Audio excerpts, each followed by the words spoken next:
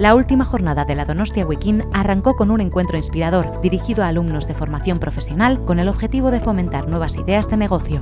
Juan Gasca compartió su amplia experiencia personal como emprendedor y ofreció a los jóvenes claves para llegar a ser sus propios jefes y hacer realidad sus sueños. El mundo del emprendimiento, el mundo de la innovación, hoy va cada vez más de contar historias y mejorar historias. Tenemos que entender qué está pasando, entender hacia dónde va el mundo, ver cómo es el usuario que tenemos delante y contar su día a día y en base a esa historia intentar rehacer la historia. En medio está un nuevo producto, un nuevo servicio, un nuevo negocio que tenga valor y sentido de verdad para las personas.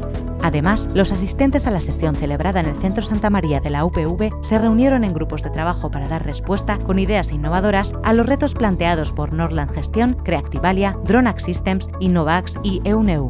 Por otro lado, estudiantes de la Universidad de Deusto asistieron a una charla sobre la labor de los científicos de datos. Ana Freire, ingeniera y doctora en informática, expuso ejemplos que ilustraron el impacto que han supuesto el Big Data y la inteligencia artificial en nuestras vidas. Es importante que los jóvenes vean las aplicaciones reales a la sociedad que tiene la tecnología, la inteligencia artificial, el uso de Big Data, que es algo que se está ya usando en la sociedad, que está aportando realmente grandes beneficios y que se desconocen, ¿no? Faltan referentes femeninos trabajando en tecnología y faltan mujeres que se quieran dedicar a campos científicos tecnológicos.